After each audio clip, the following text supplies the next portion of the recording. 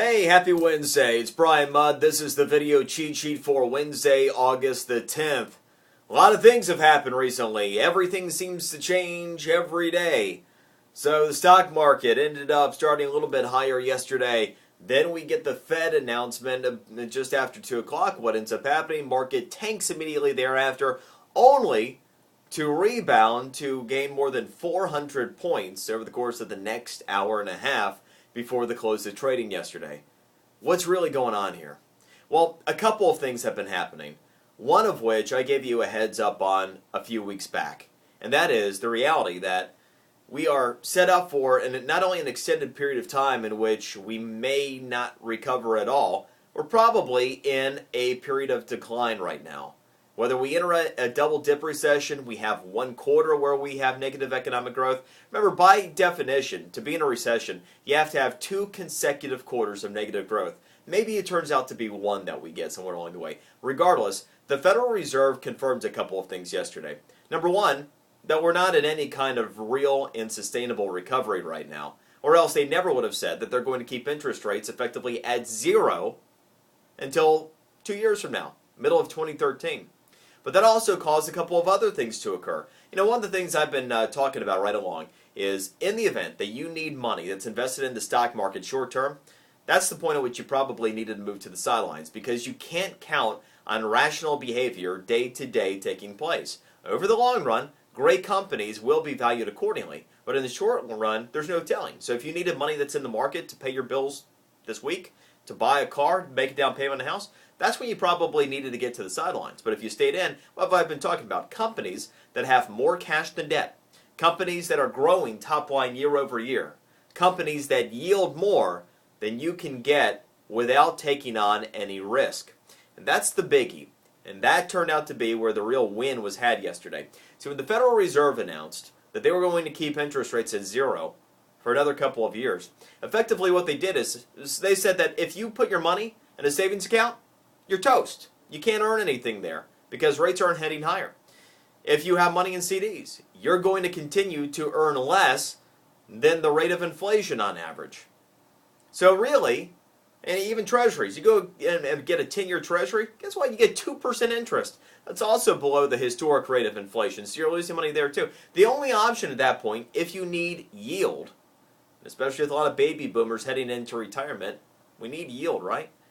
Unless you want to reduce principal.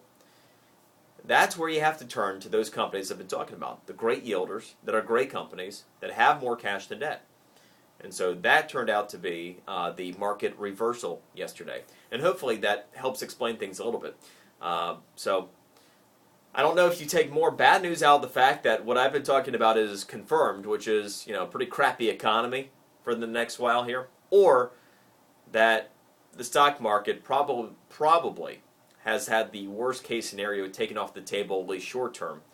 And that means that it might be safer and we might have some nerves that are a little bit more soothed over the next couple of weeks. All right, so moving away from the markets for a moment. Actually, one more thing before we leave. Apple briefly yesterday, and this made some news, became the most valuable company in the United States, passing ExxonMobil. That by the end of trading, Exxon had passed Apple again. Both companies, Apple's just under $347 billion, and Exxon is just under $353 billion. At some point in the not-so-distant future, it is likely that Apple is going to become the most valuable U.S.-based company. Quite the story.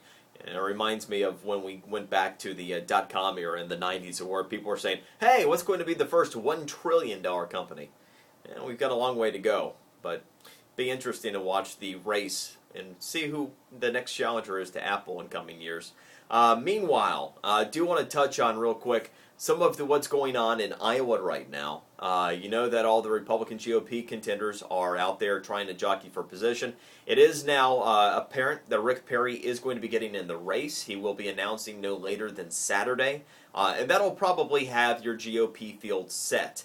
I don't think there are going to be any other big names that aren't already in the race that won't be there by the end of this upcoming weekend. All right, so one other thing I want to leave you with, and this is surrounding mortgage rates. If you've been looking, because of this super low interest rate environment that I was just talking about that we're going to be in for a while, we're seeing mortgage rates basically at historic lows again. We're looking at about 4.3%. Now, I'm hearing by the end of the day we might even be around 4.1 because we know that interest rates are going to stay down for an extended period of time, right? That means that there's not ample opportunity here to refi if you can, or if you want to buy a home. That you're in a safer zone right now with mortgage rates. Some of that rate locking stuff I was talking about needing to do just in case there's another downgrade, you probably don't need to worry about that quite as much right now because the Fed has taken raising interest rates off the table for a while. So that gives you a little more flexibility. But nevertheless, if we get another downgrade from another one of the credit rating agencies, that could change the game yet again. So anyway, that's the cheat sheet for today. We'll talk to you tomorrow.